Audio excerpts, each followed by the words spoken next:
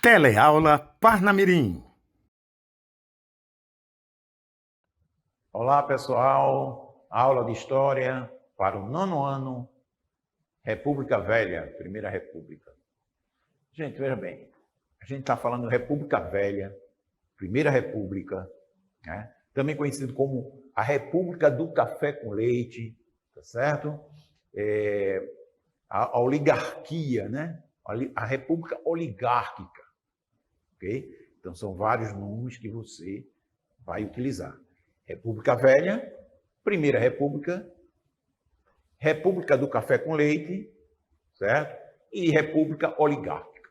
Vamos entender Primeira República. Por que Primeira República do Brasil? Foi a primeira. República Velha, como foi a primeira, então é República Velha. Lógico. E a República do Café com Leite? O que é que tem aí, professor? República do Café com Leite? Café com leite, café com leite, café. Olha o trem chegando, né? A Maria Fumaça. Então, café, porque está associado aos barões do café. Os barões do café de São Paulo, né? Então, aquela oligarquia, né? Os barões do café, ok? E o leite? Os fazendeiros, senhores de terra de Minas Gerais, que era o estado mais populoso da época, tá certo? Então, República Velha, Primeira República, República Oligárquica, República do Café com Leite. E como é que se deu essa passagem, como é que surgiu, né, a República do Café com Leite?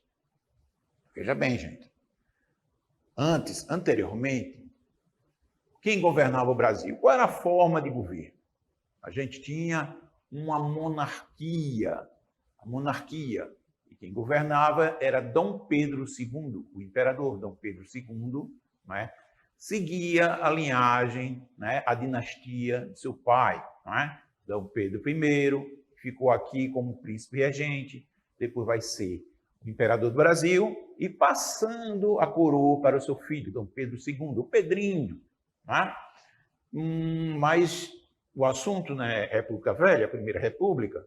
E como é que aconteceu essa transição, essa mudança? Aconteceu da seguinte forma, pessoal. Veja bem, 4 fatores essenciais que vão colaborar para isso. Não é? Você tem a questão militar, ligada à questão republicana. Como é que se deu isso? Você vai ter a Guerra do Paraguai. A Guerra do Paraguai, em 1864, por aí, né? Nesse período, os militares vão fazer parte da Guerra do Paraguai, né? Vão voltar para o Brasil, trazendo ideias republicanas. Né? Interessante que os países da América do Sul já eram uma república e o Brasil era uma monarquia. Né? Eles vinham com ideias no pensamento positivista, né, de Augusto Conte. Né? Eles queriam agora uma república para o Brasil. A volta, né, eles esperavam um reconhecimento da corte, do império, em relação aos seus feitos, né, e lutarem pelo país na Guerra do Paraguai, essas coisas. Mas, de certa forma, foram menosprezados pela corte. Né? Não foram reconhecidos. Isso gerou um mal-estar entre os militares e a corte, né? A corte imperial, tá, aquela coisa toda. E para mediar, contornar essa situação, o imperador vai dar um cargo de nobreza ainda não existente no Brasil. Um cargo de nobreza ainda não existente no Brasil. Qual seria esse cargo de nobreza? Duque para Caxias, né? Caxias, o grande general Caxias, Luiz Alves de Lima e Silva, o Duque de Caxias, era o único homem que detinha esse título. Para amenizar a situação, contornar essa situação, que era a crise entre o exército e o império, tá certo? os militares vão tirar o apoio que eles davam ao governador, ao imperador, né? Eles vão tirar o apoio. Bom, mas tinha a igreja. Tinha a igreja. A igreja era um dos pilares, né, do império. Tudo bem, a igreja. Mas vai acontecer um fator, a questão religiosa. A questão religiosa ela vai acontecer, ela estoura lá na Itália e repercute no Brasil. Olha, como é isso, professor? Não é? Ou a questão episcomaçônica, né?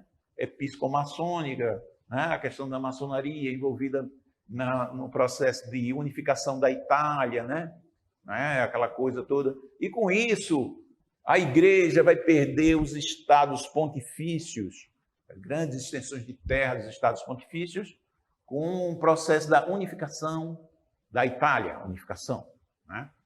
E, claro, você perde uma boa parte de suas propriedades, tal, né? Essas propriedades vão para o Estado italiano, né? A Itália agora está unificada, não tem mais principado, não tem estados pontifícios, porque pertencia à igreja. Então, o Papa lança uma bula e proibia, não é, que todos aqueles que fossem da igreja não podiam participar da maçonaria, aquela coisa toda. Não é? Então, repercute no Brasil, porque aqueles padres, aqueles religiosos deveriam escolher, ou fica na maçonaria ou na igreja. Só que o Barão de Rio Branco vai interferir aí, tal, vai ter umas querelas com os bispos de Olinda, com o bispo do Pará, e esses bispos, o imperador vai ficar do lado do barão e manda prender os bispos, né? Os bispos ficam 2 anos presos na Ilha das Cobras, aí o Papa fica sabendo, olha a confusão, pessoal, e tira o apoio ao imperador. Então, sem o apoio do exército, sem o apoio da igreja, né? Vai sobrar o apoio dos senhores de terra, né? Os senhores de engenho, os cafeicultores, os barões, né? Eles que ainda davam suporte eram escravocratas. Se bem que o imperador não era um escravocrata, ele nunca teve escravo, não é? O imperador nunca teve escravo, não é? Mas e a princesa Isabel, sua filha, assina a Lei Áurea, né? Para acabar com a escravidão no Brasil. Ora, se vai acabar com a escravidão, você acha, meu amigo e minha amiga, você acha que a igreja, no caso, os escravocratas, vão apoiar o imperador? Não. Vão tirar o apoio do imperador. Então, eles vão perder o apoio do exército, vão perder o apoio da igreja e vão perder o apoio dos escravocratas senhores de terra. E com isso, o império vai cair. Vai haver um golpe de Estado que através de Deodoro da Fonseca, né? O Marechal Deodoro da Fonseca. Marechal Deodoro, por que Marechal, professor? Marechal é um general que ele é condecorado, a última condecoração, quando ele vem da guerra, ele é condecorado e recebe o título de Marechal, né? Então, ele dá um golpe, interessante, que ele era um monarquista, mas devido à situação, não é? Aquela pressão toda, ele é levado a dar um golpe de Estado. Aí você tem o quê? Formada a Primeira República no Brasil, não é? Os militares vão ficar no poder, né? Então, o primeiro presidente do Brasil, não é? Um governo provisório, lembre-se, não foi votação, foi isso e aquilo. É um governo provisório, era um golpe de Estado, não é? E o que é que vai acontecer? Não é? Você vai ter Deodoro no poder. Deodoro no poder, ótimo, tranquilo. Sim, o imperador vai ter que sair do Brasil. Ele é exilado. Ele e a família real vai para fora. Né? Um governo militar, né? E você vai ter o quê? A chamada República das Espadas. República das Espadas. Por quê, professor? Porque os militares na época usavam espadas, tá certo? Usavam espadas, República das Espadas. Então, o primeiro presidente do Brasil, Marechal Deodoro da Fonseca, né? Ele proclama república no Brasil, primeira república, e depois você vai ter o seu sucessor, que era o Floriano Peixoto, né? Marechal Floriano Peixoto, também chamado de Marechal de Ferro, né? Vamos saber por que isso, esse apelido Marechal de Ferro. Bom, Deodoro da Fonseca. Deodoro da Fonseca, ele era um militar, não era de muito diálogo não, gente, né? Não era de muito diálogo não. Então, quem fazia parte do Congresso, né? Quem fazia parte da política, do legislativo, eram os senhores de terra, os barões, né? Os senhores de engenho, fazendeiros, essas coisas. E, claro, esse pessoal almejavam o poder. Você vê que a República não tinha só uma corrente política, ela tinha 3 vertentes políticas interessantes. Quais eram essas vertentes políticas? Você tem a vertente que era defendida pelos militares, o positivismo, né? O positivismo. Você vai ter a vertente política positivista do filósofo Augusto Comte, defendido pelos militares. Você vai ter o jacobinismo radical, né? Tá certo? Que eram uma radicais, que tem influência da Revolução Francesa, tá certo? Jacobinos. E tinha uma linha mais liberal, mais parecida assim com a política americana da época, que era defendida por os políticos, né? Os políticos ali, deputados, senadores. Né? Então, eram 3 correntes, tá certo? Primeiro, os militares vão governar. Né? E o Marechal Deodoro, devido a seu pouco trato assim com os políticos, vai gerar uma certa crise, uma crise de governo. Né? Havia o interesse também da Marinha chegar ao poder. Então, havia, vamos dizer assim, vai haver uma revolta chamada Revolta da Armada, né? Do Almirante Custódio de Mello, querendo eleições, porque o interesse de Custódio de Mello era ser presidente, ele queria ser presidente, queria eleição para se candidatar e ocupar o cargo de presidente da República. Entendido aí, pessoal? Ah, tá, era. Mas ele até ameaçou, olha, Deodoro, você faz eleição, porque se você não fizer eleição, eu bombardeio o Palácio do Governo. Deodoro, pô, ficou meio assustado assim, não é? E ele renuncia para evitar uma guerra civil, né? Então, Deodoro... o que mais a gente pode falar sobre Deodoro da Fonseca? Ele tinha um ministro bom, considerado na época o homem mais inteligente do Brasil, era Rui Barbosa. Rui Barbosa era um homem certo, no lugar errado ele era um advogado conhecido mundialmente, né? Na corte na Holanda, em Haia, né? Era chamado Haia de Haia, né? Então era o homem mais inteligente. Mas botaram o homem para gerir a economia do Brasil. Então Rui Barbosa, tudo bem, vamos lá, o homem inteligente faz... Não, mas não era a área dele. Ele lança um plano econômico chamado a política do encilhamento. O que é a política do encilhamento? É colocar os cavalos atrelados, né, no jóquem para correr. Naquela época tinha muita corrida de cavalo.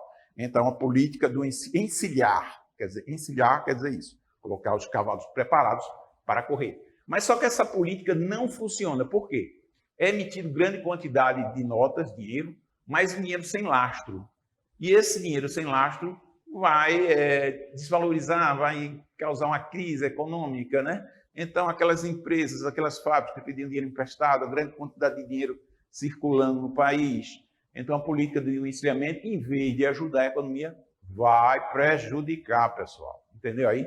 Então, aí você vai ter o segundo presidente do Brasil, Marechal Floriano Peixoto, que, apesar de ser o vice do Deodoro, ele estava do lado, era dos liberais, né? Os barões do café e tal, né? Então, vamos dizer que Floriano, ele puxa o tapete para Deodoro cair, né? Interessante isso. Ele tinha um apoio justamente dos políticos. E vai haver algumas revoluções, algumas revoltas populares, né? algumas revoltas populares contra Floriano Peixoto. Populares não, políticas, pouco participavam, né? Pouco participavam dessas coisas. Então, era mais grupos políticos, né? Vai ter revoltas políticas, mas Floriano era um cara muito durão, era chamado Marechal de Ferro, e ele debelou a revolta do Partido Federalista no Rio Grande do Sul, a segunda revolta da Armada, ele não aceita a segunda revolta da Armada do Almirante Custódio de Mello, que ele vai ter que sair do Brasil, ele se refugia no Uruguai, aquela coisa toda. Então, ele se mantém lá no poder, ao contrário do Marechal Floriano, né? Deodoro. Ao contrário de Deodoro, Floriano, ele mantém-se no governo e dá uma certa estabilidade. Bom, agora, retomando mais uma vez a questão da transição Império-República.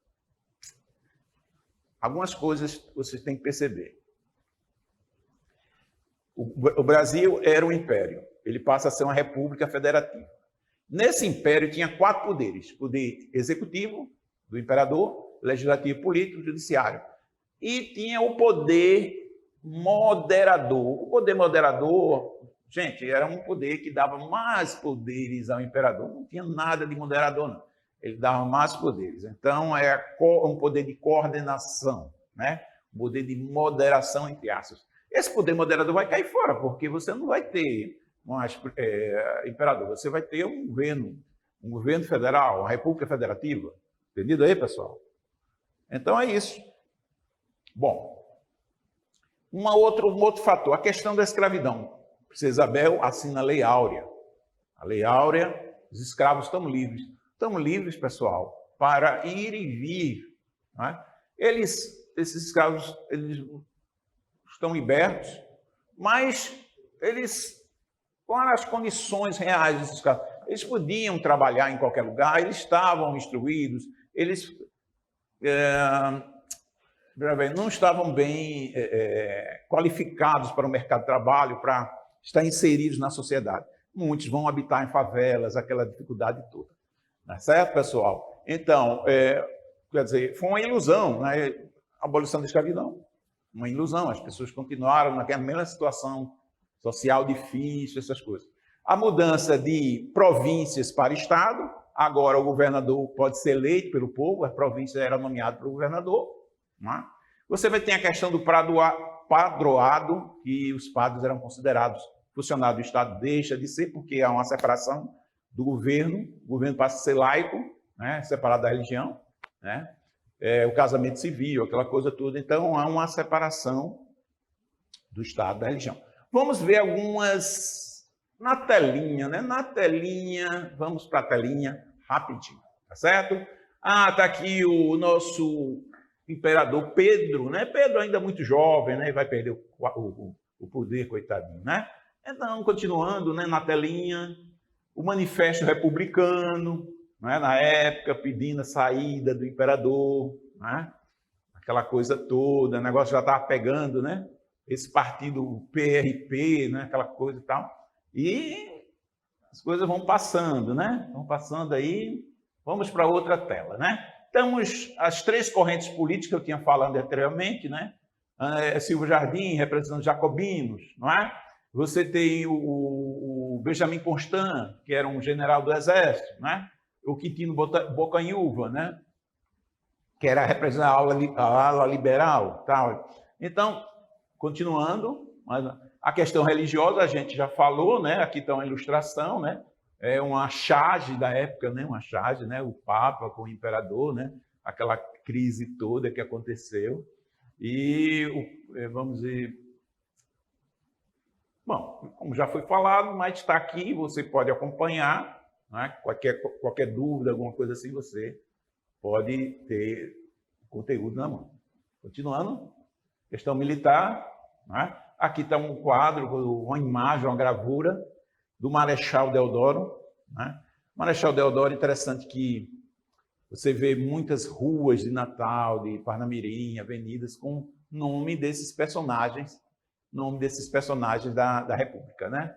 Mas rua, avenida Deodoro da Fonseca, Avenida Prudente de Moraes, Floriano Peixoto, Barão de Rio Branco, aquela coisa toda. Continuando, gente, continuando. Mais um quadro, uma gravura aqui mostrando o nosso primeiro presidente do Brasil, né? Primeiro presidente do Brasil, Marechal Deodoro. E aí? E aí o nosso popular Cabeção, né? Quem era o Cabeção, professor? O Cabeção era o Rui Barbosa, o homem mais inteligente do Brasil, né? Com sua política do encilhamento. Tá certo, gente? Mais algum conteúdozinho que você pode acompanhar. E a primeira Constituição do Brasil, olha aí, a primeira Constituição republicana, hein? Não é a primeira Constituição brasileira realmente, é a primeira de 1824, com Dom Pedro I. E agora a primeira da República está aí, de 1891, entendido? Então, a primeira Constituição da República, entendam isso, tá certo? Tem algumas coisas aí. O fim do governo Deodoro, não é? Com aquelas crises todas, tá? A renúncia, a revolta da Armada, tal, isso e aquilo. Governo Floriano, como a gente viu aí, Floriano, com apoio, né, dos generais, dos cafeicultores, aquela coisa toda. Né? Mais adiante, gente, a Revolução Federalista tinha seus líderes, Júlio Castilho, Gaspar da Silveira, alguns detalhes da Revolução Federalista, não é, que você pode ver aqui, que vai ser debelada por Floriano Peixoto. Floriano Peixoto, ele vai ser homenageado, gente. Veja bem, vai ter uma capital do Brasil, um estado do Brasil, que vai ter uma capital em homenagem a Floriano Peixoto. Que estado é esse? E como é o nome dessa capital? O estado Santa Catarina. E a capital Florianópolis. É homenagem a Floriano. Tá aí, a pessoa não sabe. Então, vamos lá. Mais um. E a atividade, pessoal. Olha aí, atividadezinha. Não esqueçam de fazer. Não é? Vamos dar uma revisão. Escuta essa aula novamente. Dá uma olhada no texto. Dá uma olhada nos apontamentos. Vamos fazer os exercícios. E vocês vão fazer isso direitinho, bem legal. Tá certo? Vejam as páginas. Vejam os temas a ser estudados, as questõezinhas. E vai dar tudo certo. Qualquer dúvida, a gente está aí para resolver. Ok? Então, eu acho que... Será que ficou alguma dúvida? Sempre tem uma dúvida, né? Porém, se for necessário, a gente retoma, não é? Alguma coisa que está faltando, isso e aquilo. Não há motivo. Ah, porque, professor, história é muito conteúdo, muito assunto. Ah, se você deixar como lá, é pior. Então, é história. Tudo tem história, né? Tem a sua história, tem a história da sua família, tem a história da região onde você vive. Então, a história é o quê? O que vocês é hoje, é a continuação do que foi ontem. Então, a história é uma continuidade. Então, o saber histórico é isso aí, gente. Então, valeu o tempo hoje e eu tenho que chegar aqui mais uma vez para depois a gente tirar as nossas dúvidas, ver nossos assuntos e fique em paz, tudo bem? Valeu, pessoal! Teleaula Parnamirim.